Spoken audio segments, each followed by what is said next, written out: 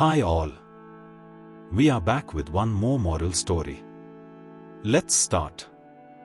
दयालुता का जादू। एक छोटे से खुशहाल गांव में रोहन नाम का एक लड़का रहता था। वह अपने बड़े दिल के लिए जाना जाता था और हमेशा दूसरों की मदद करने के तरीके ढूंढता था। लेकिन एक दिन रोहन को दयालुता का सच्चा जादू सबसे अप्रत्याशित तरीके से पता चला। एक दोपहर घर जाते समय रोहन सड़क के किनारे एक बड़े पेड़ के नीचे बैठे एक आदमी को देखता है। वह आदमी थका हुआ और कमजोर दिख रहा है, उसके कपड़े फटे हुए हैं। बिना किसी झिझक के रोहन उसके पास जाता है। रोहन ने पूछा, नमस्ते सर, आप ठीक हैं? आप मदद की जरूरत में लग रहे हैं। वह आदमी हल्की मुस्कान के साथ रोहन की दयालुता से आश्चर्यचकित होता है।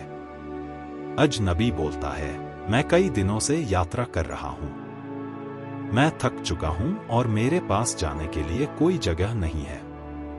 बिना कुछ सोचे समझे रोहन उसे अपना दोपहर का भोजन साझा करने की पेशकश करता है और उसके लिए पानी लाता है। रोहन को यह पता नहीं था, लेकिन यह छोटा सा दयालुता का कार्य जल्द ही उसके जीवन को बदलने वाला था। खाना खाने के बाद अजनबी रोहन को कृतज्ञता भरी नजरों से देखता है। अजनबी ने कहा, तुम बहुत अच्छे लड़के हो रोहन। हर कोई किसी अजनबी की मदद नहीं करता। धन्यवाद के रूप में मैं तुम्हें कुछ खास देना चाहता हूं। अजनबी अपने बैग से एक छोटा सा चमकता हुआ पत्थर निकालता है। अजनबी ने कहा, यह कोई साधारण पत्थर नहीं है। इसमें दयालुता का जादू है। जब भी तुम किसी की सच्चे दिल से मदद करोगे, यह पत्थर और तेज चमकेगा और बदले में तुम्हारे साथ कुछ अच्छा होगा। रोहन हैरान है, लेकिन थोड़ा संदेह में है। वह पत्थर लेता है और अजनबी को धन्यवाद कहता है, लेकिन यह नहीं जानता कि आगे क्या होगा। रोहन अपने दिन के बाकी हिस्सों में दूसरों की मदद करता रहता है। सबसे पहले वह एक छोटी लड़की को उसका खोया हुआ कुत्ता ढूंढने में मदद करता है। फिर वह एक किसान को भारी अनाज की बोरियां उठाने में मदद करता है। हर बार उसकी जेब में रखा पत्थर धीरे धीरे चमकने लगता है।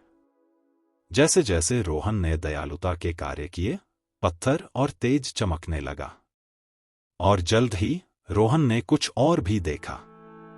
घर जाते समय रोहन महसूस करता है कि उसके साथ अच्छी चीजें होने लगती हैं। उसे जमीन पर एक दुर्लभ सिक्का मिलता है, मौसम साफ हो जाता है और उसके बगीचे का पसंदीदा पेड़ पहले से अधिक फूलों से भर जाता है। रोहन उत्साहित होकर खुद से कहा, यह पत्थर, यह काम कर रहा है। दिन बीतते जाते हैं और रोहन दूसरों की मदद करने में और भी उदार हो जाता है। वह पड़ोसियों और यहां तक कि अजनबियों की भी मदद करता है। अब पत्थर लगातार चमक रहा है और गांव में जीवन में सुधार होता है। लोग खुश हैं और एक दूसरे की मदद करने लगते हैं। रोहन को एहसास हुआ कि पत्थर का असली जादू उसे जो अच्छा मिलता था उसमें नहीं था, बल्कि दूसरों में फैलने वाली खुशी और आनंद में था। एक दिन रोहन फिर उसी पेड़ के पास उस रहस्यमय अजनबी से मिलता है। अब वह अजनबी थका हुआ और कमजोर नहीं दिखता, बल्कि स्वस्थ और ऊर्जावान दिखता है। अजनबी ने कहा, तुमने अच्छा किया रोहन। तुमने दिखा दिया कि दयालुता किसी भी जादू से कहीं अधिक शक्तिशाली है। रोहन मुस्कुराते हुए उस चमकते हुए पत्थर को अपने हाथ में थामे हुए है। रोहन ने कहा, मुझे समझ में आ गया कि दूसरों की मदद करना ही असली खुशी देता है। अजनबी सिर हिलाता है और रोहन से पत्थर लेता है, लेकिन पत्थर की चमक अब रोहन के दिल में रह जाती है। अजनबी ने कहा, तुम्हें अब इस पत्थर की जरूरत नहीं है। अब जादू तुम्हारे भीतर है।